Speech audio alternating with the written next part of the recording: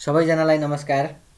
आज हामी यो भिडियोमा क्लास 11 को सर्कुलर मोसन मेकानिक्समा सर्कुलर मोसन भन्ने च्याप्टरसँग रिलेटेड केही सर्ट आन्सर क्वेशन्सहरू डिस्कसन गर्न गइराखेका छौं, जो कि हामीलाई एनईबी मा पनि सोधिएका छन्। ओके, हामी अगाडि बढ्छौं। क्वेशन नम्बर 1 मा जाउँ। First of all question number 1 यस किसिमको रहेको छ, what is banking of road. Banking of road भनेको के हो? Why are curved roads banked? र किन कर्व्ड भएको रोडलाई, कर्व भनेको घुमाउरो बाटोलाई किन बैंकिङ गरिन्छ? Okay, so banking of road भनेको सायद तपाईहरुले चाहिँ देख्नु भएको पनि होला। मैले यहाँ फिगरमा पनि देखाइदिएको छु। हेर्नुस् है, यस्तो खालको जहाँ चाहिँ रोडलाई यस्तो खालको गरिएको हुन्छ, यो स्पेशली पहाडतिरको रोडहरुमा तपाईहरुले देख्नु भएको होला।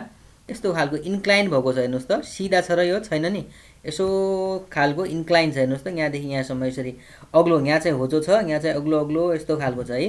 सो यसलाई भन्छ बैंकिङ अफ रोड है। यो रोडलाई यसो किन बैंकिङ गर्नुपर्छ, यो भेन्या के हो भन्ने कुरा चाहिँ हामीले भन्नुपर्ने। अब हेर्नुस्, बैंकिङ अफ रोड भनेको के हो तपाईहरुलाई थाहा छ। यदि हामीले जस्तै तपाईहरुको के हुन्छ भन्दाखेरि, जब हामी सर्कुलर रोडमा जब हामी टर्निङ लिन्छौं, त्यतिखेर हामीलाई चाहिँ जो किनभने सर्कुलर रोडमा हामीले टर्निङ लिनको लागि हामीलाई सेन्ट्रिपेटल फोर्स चाहिन्छ। त्यो सेन्ट्रिपेटल फोर्स हामीले चाहिँ फ्रिक्सनबाट पाउँछौं। फ्रिक्सन कसको बीचमा लाग्छ त भन्दाखेरि, टायर जो भेहिकलको टायर छ, टायर र रोडको बीचमा लाग्ने friction provides necessary centripetal force. तर के हुन्छ भन्दाखेरि, यदि हामीले कुनै ठाउँमा हामीले फ्रिक्सनमा मात्रै डिपेन्ड गर्यो भने हामीलाई फ्रिक्सन फोर्स धेरै बढाउनु पर्ने हुन्छ, र फ्रिक्सन फोर्स धेरै बढायो भने कहिलेकाहीँ के भइदिन सक्छ भने त्यो टायर नै फुट्न सक्छ, त्यो टायर नै ब्रेक हुन सक्छ। वेयर एन्ड टियर भनेको छ। अब त्योबाट बच्नको लागि, अब टायर नै ब्रेक भयो, टायर नै फुट्यो भने त भोलि एक्सिडेन्ट हुने पनि डर भयो। त्यसकारणले त्यसको लागि यो रोडहरुलाई हामीले बैंकिङ गर्ने हो। यहाँनिर हेर्नुस् त, the large amount of friction between the tyres and the road produces wear and tear of the tyre भनेको छ। यदि फ्रिक्सन फोर्स धेरै बढ्यो भने कसको बीचमा फ्रिक्सन फोर्स त? रोड र टायरको बीचमा लाग्ने जो फ्रिक्सन छ, यदि त्यो धेरै भयो भने त्यसले गर्दा टायर चाहिँ फुट्न सक्छ है, च्यातिनेर फुट्ने भन्छ है यसलाई, वेयर एन्ड टियर भनेको। अब यसलाई रोक्नको लागि, टु एभोइड दिस, यसलाई रोक्नको लागि the curved road is given an inclination. यो समस्याबाट हामीले जोगाउनको लागि त्यो रोडलाई अलिकति इन्क्लाइन गरिन्छ। इन्क्लाइन कस्तो खालको हुन्छ त्यो मैले तलतिर तपाईलाई फिगरमा देखाइसकेको छु। त्यसपछि हो यही कुरालाई, the system of raising the outer edge of the road, curved road above its inner edge is called banking of road. हेर्नुस् त, आउटर एज भनेको, अब यहाँनिर हेर्नुस् है, यो भनेको आउटर एज हो। रेजिङ भनेको यसलाई हामीले के गर्यौं, माथि गरायौं हैन, आउटर एजलाई माथितिर लग्ने, र यो भन्दा इनर, यो भनेको इनर एज हो, यो भनेको आउटर एज। आउटर एजलाई रेज गर्ने प्रोसेसलाई हामीले के भन्छौं? This is the banking of road. Okay, हेर्नुस् है, अब यहाँनिर the system of raising the outer edge of a curved road. तर रोड चाहिँ कस्तो खालको छ? यहाँ कर्व्ड रोड छ है, curved road above its inner edge, above its inner edge is called, above its inner edge is called banking of road. कुरा बुझ्नुभयो? त्यो हुनाले the angle made by banked surface with the horizontal surface, र यसले होरिजेन्टलसित बनाएको एंगललाई चाहिँ हामीले banking angle भन्छौं। यहाँनिर हेर्नुस् त, यो भनेको अहिले हाम्रो रोड यो खालको छ, बाङ्गिएको छ, यसो इन्क्लाइन भएको छ। यसले होरिजेन्टलसित बनाएको जुन एंगल हुन्छ त्यसलाई हामीले के भन्छौं त? बैंकिङ एंगल भनेर भन्छौं। ओके, अब यसको काम के हो त? पहिला यसलाई अब हामीले फिगर बनाउँदाखेरि त जहाँ पायो त्यो रोड त बनाउने कुरा छैन, हामीले डायग्राम बनाउँदाखेरि डेरिभेसनमा पनि छ बैंकिङ अफ रोड भन्ने, त्यहाँ पनि हेर्नु होला तपाईहरु। यो चाहिँ हाम्रो हेर्नुस् त, dot dot dot dot dot dot देखाएको भनेको एउटा कर्व्ड रोड हो। यसमा चाहिँ यो भनेको बैंक्ड रोड हो। यो सिधा रेखा देखिराख्नु भएको छ, जसमा गाडी हिडिरहेछ, त्यो बैंक्ड हो। अब हेर्नुस्, यहाँनिर यसको कम्पोनेन्ट रिजल्भ गर्दाखेरि यो कारको वेट सिधै भर्टिकली डाउनवार्ड छ, र यसको नर्मल रियाक्सन भनेको चाहिँ सिधा माथि नलागेर, यदि यो होरिजेन्टल सर्फेसमा भइदिएको भए वेट र नर्मल रियाक्सन एउटै लाइनमा पर्छ। तर अहिले बैंक्ड भएको कारणले यो तपाईहरु देखिराख्नु भएको छ, रेड कलरको जो एरो छ, यो रेड कलरको एरोले चाहिँ नर्मल रियाक्सनलाई रिप्रेजेन्ट गर्छ। अब यदि यो हाम्रो बैंकिङ एंगल जो यो थीटा छ, this is the banking angle, यो थीटा भयो भने यो पनि हाम्रो थीटा हुन्छ। हेर्नुस् है, यो थीटा हुन्छ। अब हामीले यसलाई यो नर्मल रियाक्सनलाई दुईटा कम्पोनेन्टमा ब्रेक गर्यौं भने यो एउटा कम्पोनेन्ट, अब यो भने त थीटा हुने हो, यो थीटा भयो भने यो भनेको n भयो, यो भनेको n, यो भनेको थीटा भयो भने थीटासँग जोडिएको कम्पोनेन्ट के हुन्छ त n cos थीटा। त्यसकारणले यो n भयो भने यो के हुन्छ त n cos थीटा हुन्छ र यसको यो वाला कम्पोनेन्ट के हुन्छ त n sin थीटा हुन्छ। त्यसकारणले अब हेर्नुस् तपाईको यो n sin थीटा कहाँतिर लागिरहेछ त सेन्टरतिर लागिरहेछ भनेको यसले चाहिँ हामीलाई के दिइरहेछ त अहिले सेन्ट्रिपेटल फोर्स दिइराखेको छ। त्यो कारणले गर्दाखेरि जब हामी ब्याङ्किङ यो यस्तो अवस्था किन आयो त भन्दाखेरि हामीले रोडलाई ब्याङ्किङ गर्यो तब यो n sin थीटा आइराखेको छ। त्यसकारणले हामीले ब्याङ्किङ यसको महत्त्व के छ सिग्निफिकेन्स भनेको महत्त्व के छ सिग्निफिकेन्स अफ ब्याङ्किङ भनेको this reduces wearing out of tyre भनेको वेयर एन्ड टियर हुनबाट बच्छ टायरको। र किन त भन्दाखेरि यहाँ हेर्नुहोस् because horizontal component of normal reaction त हाम्रो को हो यो रेडवाला हो। यसको यो भनेको हाम्रो यो भनेको चाहिँ हाम्रो के भयो त होरिजेन्टल कम्पोनेन्ट, यो भनेको चाहिँ के भयो त भर्टिकल कम्पोनेन्ट। होरिजेन्टल कम्पोनेन्टले हामीलाई चाहिने नेसेसरी सेन्ट्रिपेटल फोर्स दिने रहेछ। किन सेन्ट्रिपेटल फोर्स किनभने यो सेन्टरतिर लागिरहेछ, यसले नेसेसरी सेन्ट्रिपेटल फोर्स दिन्छ जसले गर्दा त्यो भेहिकल हामी चाहिँ मजाले सर्कुलर रोडमा सजिलैसँग चलाउन सक्छौँ र स्किड पनि हुन पाउँदैन। स्किड भनेको त्यहाँभन्दा रोडभन्दा बाहिर निस्किनुलाई हुत्तिनुलाई भन्छ। स्किड नभइकन रोड चाहिँ के अरे भेहिकल चाहिँ इजिली हामीले सर्कुलरमा टर्निङ गर्न सक्छौँ। बुझ्यो तपाईँले बुझ्नुभयो कुरो। ओके अब हामी अगाडि बढ्छौँ है।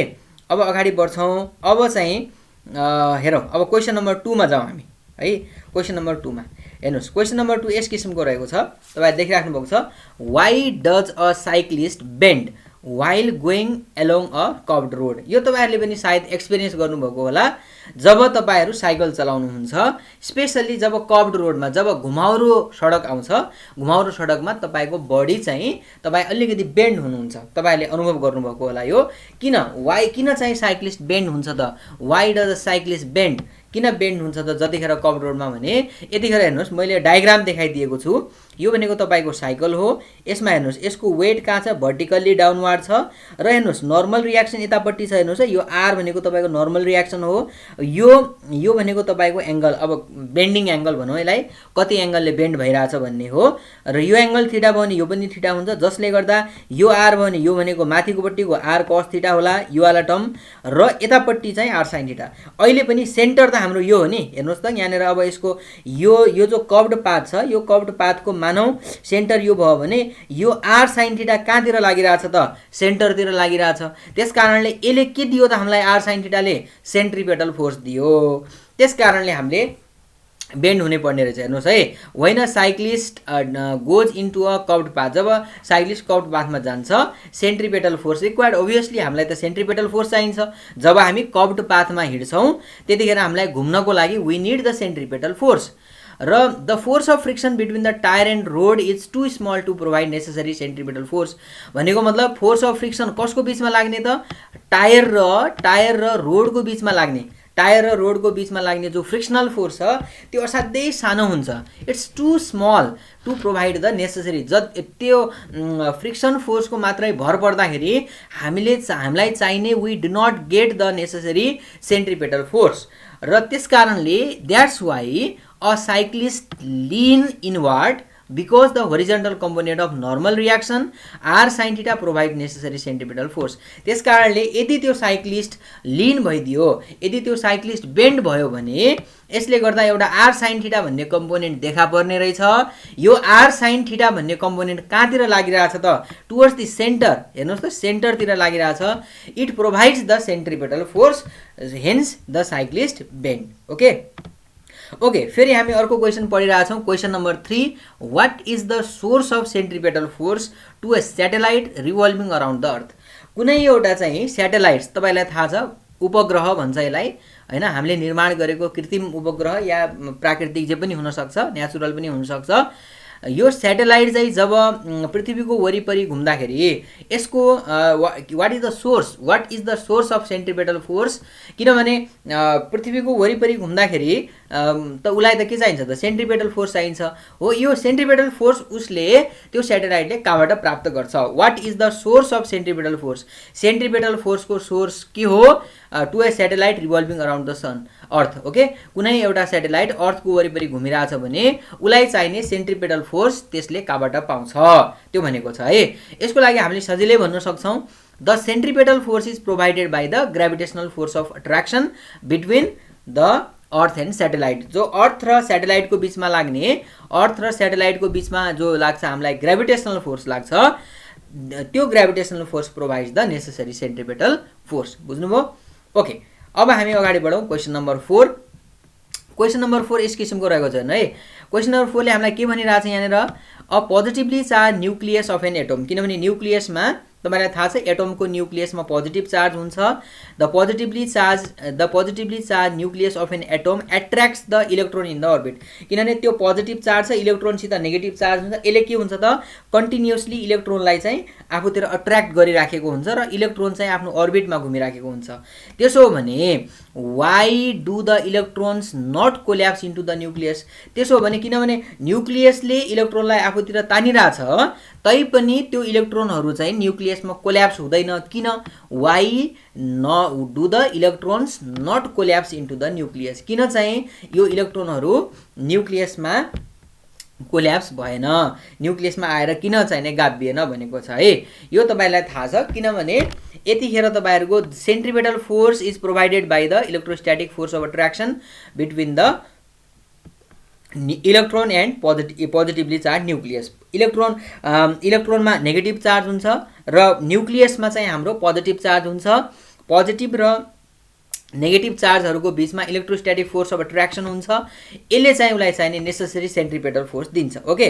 The direction of velocity of electron is perpendicular to the centripetal force. The centripetal force has no effect on the tangential velocity thus electron does not collapse. यसलाई अर्को तरिकाले पनि भन्न सकिन्छ किनभने जतिखेर त्यो अर्बिटमा घुमिराखेको हुन्छ इलेक्ट्रोनले इलेक्ट्रोन को जो भेलोसिटीको डाइरेक्सन छ और डिस्प्लेसमेन्टको डाइरेक्सन र यतापट्टि चाहिँ हाम्रो जो सेन्ट्रिपेटल फोर्स छ यसको बिचमा 90 डिग्री बन्छ जसले गर्दा त्यसले वर्क डन गर्दैन भनेर पनि हामी भन्न सक्छौँ। त्यो हुनाले त्यसले एनर्जीको लस पनि गर्दैन भनेर पनि भन्न सक्छौँ। यसलाई हामीले अर्को सेन्समा अर्को क्वेसन आउला यस्तै खालको। त्यसकारण तपाईले बुझ्नुभयो नि किन त भन्दाखेरि उसले ब्यालेन्स गरिराखेको हुन्छ कसले त इलेक्ट्रोस्ट्याटिक फोर्स र यो यिनीहरूको बिचमा लाग्ने centripetal force they balance each other so it does not collapse to the nucleus okay.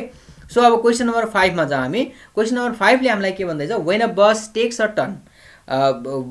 A turn passengers are thrown away from the centre of the curve path.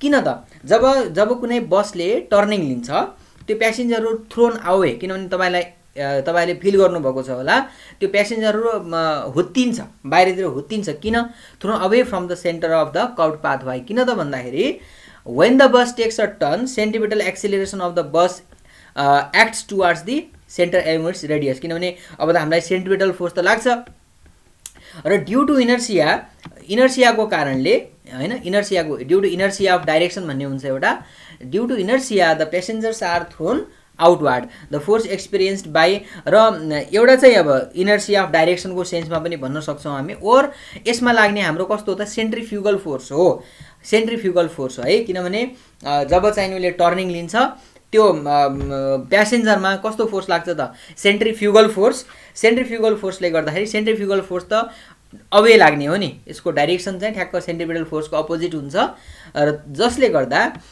त्यो गाडीले टर्निङ लिँदाखेरि मान्छेमा लाग्ने फोर्स और प्यासेन्जरमा लाग्ने फोर्स कस्तो हुन्छ त आउटवर्ड हुन्छ जसले गर्दाखेरि त्यो मान्छे बाहिरतिर हुत्तिए जस्तो हुन्छ त्यसमा हुत्तिने फोर्स लाग्छ जसलाई हामीले सेन्ट्रिफ्युगल फोर्स भनेर पनि भन्छौँ ओके। फेरि अर्को क्वेसन रहेको छ question number 5 why is it more difficult to revolve a stone by tying it to a longer string than by tying it to a shorter string.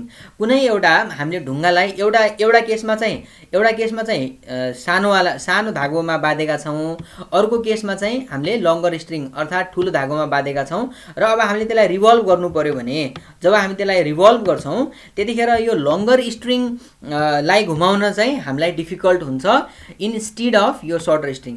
लङ्गर स्ट्रिङलाई हामीले घुमाउँदाखेरि हामीलाई डिफिकल्ट हुन्छ तर सर्टर स्ट्रिङलाई घुमाउनलाई हामीलाई डिफिकल्टी हुँदैन किन भनेको छ। यसको लागि जब अब हामीलाई थाहा छ एउटा एक्सप्रेसन जब when a stone of mass m मानौ लेट्स से m भनेर मान्यौ इज टाइङ भनेको बाध्नु to with a string and revolve into a circle the centrifugal force यसमा लाग्ने सेन्ट्रिफ्युगल फोर्स हुन्छ m ओमेगा स्क्वायर r कुरा बुझ्नुभयो m ओमेगा स्क्वायर फोर्स लाग्छ यसको एक्सप्रेसन चाहिँ सेन्ट्रिपेटल र सेन्ट्रिफ्युगल फोर्सको बराबर हुन्छ व्हेन अब यो चाहिँ नि when the length of string अहिलेको लागि यो चाहिँ लेन्थसँग बराबर हुन्छ r भनेको चाहिँ लेन्थ अफ स्ट्रिङ जति हुन्छ त्यससँग बराबर हुन्छ when the length of string is more then obviously किनभने यदि हाम्रो लेन्थ चाहिँ बढी छ भनेपछि सेन्ट्रिफ्युगल फोर्स पनि के होला त बढी होला सेन्ट्रिफ्युगल फोर्स बढी हुन्छ त्यसकारणले hence it is difficult when the length of string r is more then centrifugal force is more and hence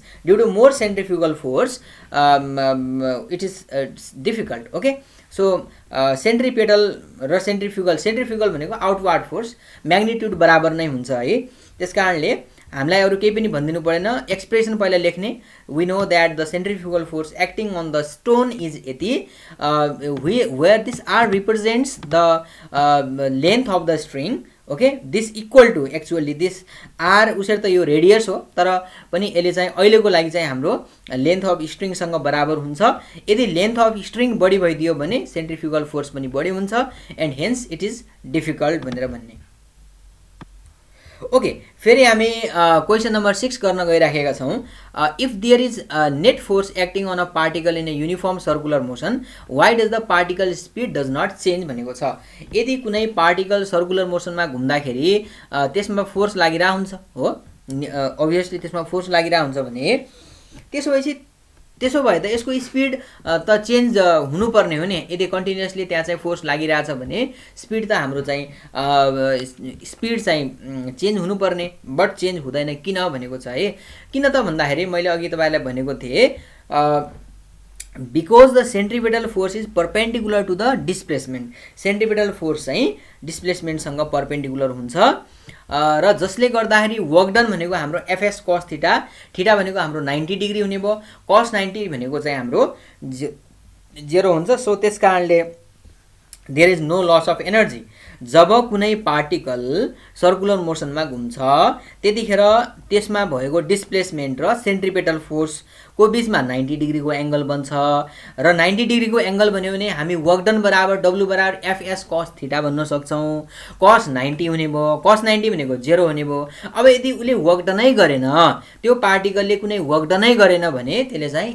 energy चाहिँ के भयो त there is no loss of energy त्यसले गर्दा त्यहाँ एनर्जी नै लस भएन that's why we can say the speed remains same okay अब हामी क्वेशन नम्बर 7 गर्छौं explain the difference between simple and conical pendulum अब सिम्पल र कोनिकल त अब हामीलाई थाहा छ कोनिकल पेन्डुलम भनेको के हो त होरिजन्टल सर्कल हो यो भनेको टु एन्ड फ्रो मोसन हो यो भनेको टु एन्ड फ्रो मोसन भनेको तपाईले सिम्पल पेन्डुलम एक्सपेरिमेन्ट पनि गर्नु भएको छ यसले चाहिँ सिम्पल हार्मोनिक मोसनलाई ओबे गर्छ भने यसले चाहिँ ओबे गर्दैन यसको लागि टाइम पिरियडको एक्सप्रेसन यो इम्पोर्टेन्ट मानिन्छ यो हामीले पढेका पनि छौं डेरिभेसन पनि गरेका छौं टाइम पिरियड t बराबर 2 pi root under l by g हुन्छ यसमा कोनिकल पेन्डुलममा 2 pi root under l cos theta upon g हुन्छ यसमा यति लेख्दा पुग्छ यसमा टु एन्ड फ्रो मोसन यो होरिजन्टल सर्कल यसले एसएचएम ओबे गर्ने यसले नगर्ने यसमा expression 2 pi root l cos l upon g यसमा यो ओके अब हामी अगाडि बढ्छौं क्वेशन नम्बर 8 मा a stone tied to the end of the string is held in a circle if the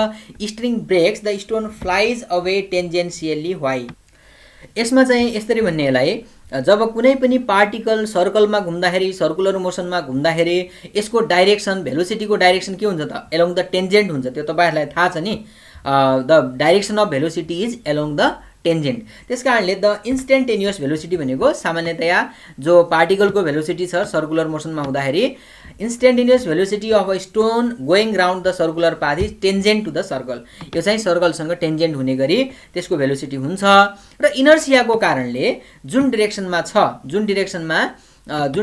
stone गइराछ जुन डिरेक्सनमा यसको भेलोसिटी छ त्यही डिरेक्सनमा भइराख्न खोज्छ त्यसकारणले ड्यू टु इनर्सिया कसको कारणले त ड्यू टु इनर्सियाको कारणले due to inertia the stone continues त्यो स्टोन चाहिँ किनभने अब हाम्रो चाहिँ त्यो स्टोन चाहिँ नै सिधै यसरी परपेन्डिकुलरली मुभ गरिरहेछ नि त भेलोसिटीको डाइरेक्सन त टेन्जेन्शियल छ त्यसकारणले अब ब्रेक भए पनि त्यो चाहिँ आफू टेन्जेन्शियली भएर नै जान खोज्ने भयो इनर्सियाको कारणले The stone continues its motion along the tangent to the circular path, त्यस कारणले चाहिँ हाम्रो सेम डिरेक्सनमा गइराख्ने कारण त्यो। ओके, अब त्यसपछि गएर define the centripetal force, discuss the cause of centrifugal force भनेको छ है। सेन्ट्रिफ्युगल फोर्स भनेको सेन्ट्रिपेटल नै हो।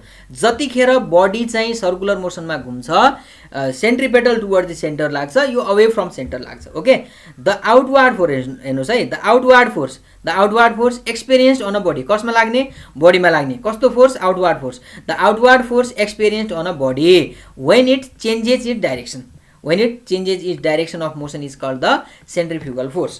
The centrifugal force is not real force भनेको छ हेर्नुहोस् है, not real force, it is due to inertial property of the body. The body tend to move away from the center of the circle when the body moves in the circle. जब कुनै पनि particle circular मोसनमा घुमिरहेको छ, त्यो चाहिँ यो away from the centre जान खोज्ने जो एउटा प्रोपर्टी छ, इनर्सियल प्रोपर्टी छ, यसलाई चाहिँ हामीले सेन्ट्रिफ्युगल फोर्स भनेर भनेका छौँ। यो खासमा के को कारणले भनेको छ? दिस इज ड्यू टु, यहाँ हेर्नुहोस्, the body when it changes direction of motion, obviously किनभने सर्कुलर मोसनमा हेर्दाखेरि हरेक पोइन्टमा भेलोसिटीको डाइरेक्सन कन्टिन्युसली चेन्जिङ हुन्छ, जसले गर्दा यहाँ चाहिँ हाम्रो सेन्ट्रिपेटल फोर्स और सेन्ट्रिफ्युगल फोर्स आउने हो। सेन्ट्रिपेटल फोर्स हो भने त्यहाँ सेन्ट्रिफ्युगल फोर्स पनि अभियसली नै हुन्छ। ओके, एउटा अब हामी लास्ट क्वेसन गर्न गइराखेका छौँ। In a washing machine there is a spin dryer which removes the water from cloth easily, what could be its working principle? Okay, spin dryer भनेको जस्तै वासिङ मेसिनमा स्पिन भनेको घुम्ने, ड्राई भनेको ड्राई गर्नेवाला। Spin dryer चाहिँ यसले चाहिँ centrifugal फोर्सको प्रिन्सिपलमा काम गर्छ। It works under the principal of centrifugal force, जसले गर्दाखेरि सेन्ट्रिफ्युगलले के हो? बाहिर फ्याँक्ने हो। सेन्ट्रिफ्युगलले के हो? बाहिर फ्याँक्ने, बाहिर धकेल्ने हो। त्यस कारणले due to which remove the water particle outward, जसले गर्दाखेरि यसले चाहिँ यो स्पिन ड्रायरले के गरिदिन्छ भन्दाखेरि वाटर पार्टिकललाई चाहिँ अवे क्लोथ भन्दा बाहिर फालिदिन्छ। Remove the water particle outward from the cloth भन्दा बाहिरतिर फ्याँक्छ। एन्ड हेन्स, जसले गर्दाखेरि क्लोथ चाहिँ हाम्रो के हुन्छ त? ड्राइड हुन्छ। सो यसको वर्किङ प्रिन्सिपल भनेको हाम्रो के रहेछ त? Its working principle is centrifugal force. Okay, thank you very much.